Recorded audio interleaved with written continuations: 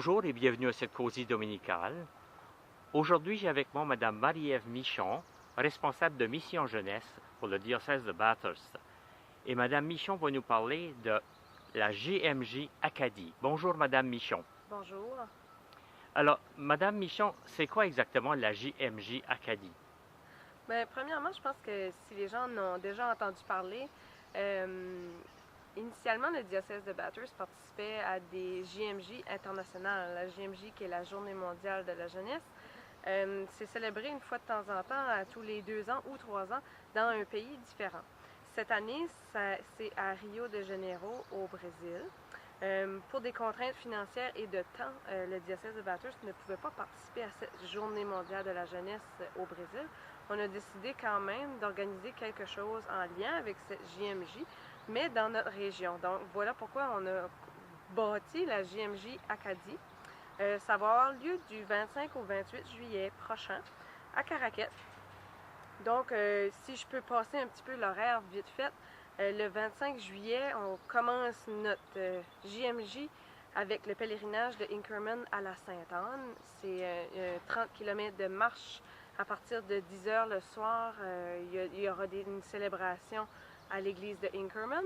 Ensuite, on part, on marche durant toute la nuit. On se rend à Caraquet, à l'église, pour une pause santé, café, muffin et tout. Célébration du pardon à l'église. Ensuite, on fait le dernier 5 km jusqu'à la Sainte-Anne pour la messe des pèlerins avec la communauté en général. Parce que c'est la journée de la fête. Oui, c'est la journée de la fête, la Sainte-Anne. Fait que nous, on s'annexe à cette journée de la fête-là. Ensuite, le vendredi, après la messe, là, c'est libre toute la journée, le samedi aussi.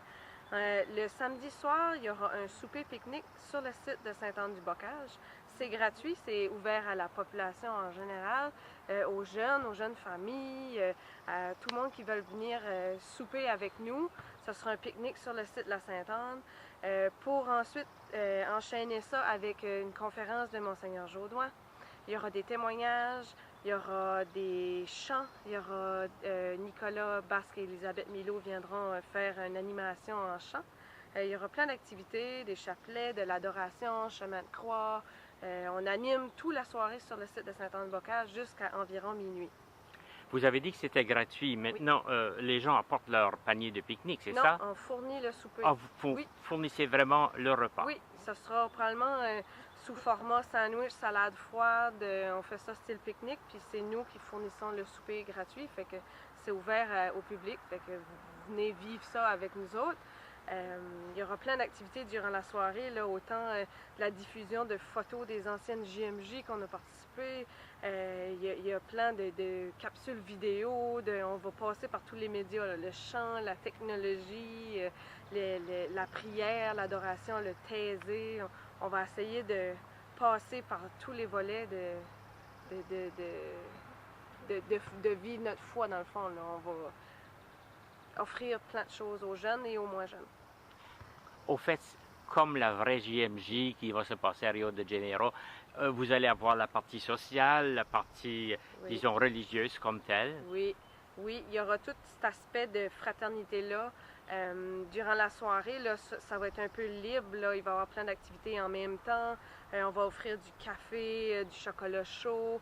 Ça va être comme un gros rassemblement avec, tu sais, bon, on peut assister à ce qui vient nous chercher plus ou on va offrir plein de choses. Ensuite, le dimanche matin à 10 h, c'est la messe de la paroisse de Caraquet qui est déplacée à la Sainte-Anne. Cette messe-là, ça va être avec les jeunes, avec la population en général aussi, les familles. Vous êtes invités aussi à venir participer à cette célébration-là qui sera présidée par Monseigneur Jaudoin. Alors justement, la foi ne se vit pas seulement à l'Église, mais aussi dans la société. Donc cette partie sociale vient comme souligner cet aspect de la foi quotidienne, qu'on peut dire. C'est ça. Et le fait que vous soyez au sanctuaire Sainte-Anne, c'est quand même intéressant parce que le sanctuaire Sainte-Anne, on sait que c'est un lieu historique où sont arrivés les premiers Acadiens qui n'ont pas subi la déportation. Et là, les gens sont arrivés là et avec leur foi, ils ont construit la petite chapelle et tout ça. On a même le cimetière des ancêtres qui est là. Oui. Et là, les jeunes vont célébrer leur foi dans l'aujourd'hui.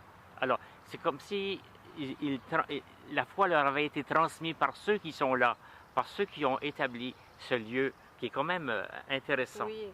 De là aussi, dans nos activités, probablement qu'on aura un petit volet historique pour présenter le sanctuaire Sainte-Anne-du-Bocage, parce qu'il y en a qui vont venir d'ailleurs et qui connaissent plus ou moins le site. Fait qu'on fera un petit survol de ce qu'est le sanctuaire Sainte-Anne en général.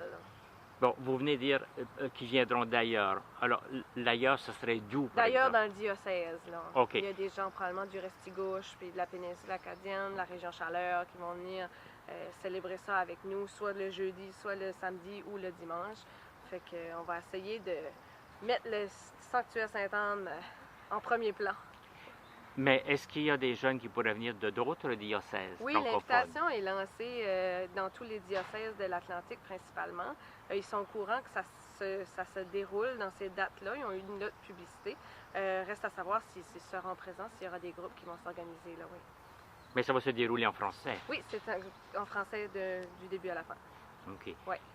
Alors, c'est ça. Et avez-vous d'autres choses à ajouter sur cet événement important quand même? Bien, je voulais juste ajouter que la JMJ, d'habitude, c'est pour les jeunes de 18 à 35 ans. Nous, au diocèse de Bathurst, on a décidé de un peu ouvrir ça au grand public pour que les gens puissent voir ce qu'on vit là-bas.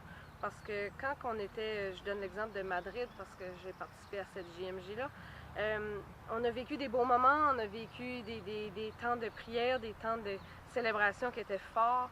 Puis c'est ces moments-là qu'on reproduit à Caraquet pour permettre aux gens de vivre ce qu'on a vécu.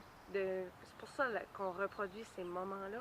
Puis on s'est dit, bon, on va ouvrir ça aux jeunes, mais on va ouvrir ça aussi à la population en général. Fait que les jeunes familles, les moins jeunes, les adultes, venez voir ce qu'on vit, venez vivre ça avec nous autres, parce qu'on pense que la JMJ Acadie, c'est un événement aussi très communautaire, puisqu'il faut avoir toutes les générations pour vivre quelque chose de bien.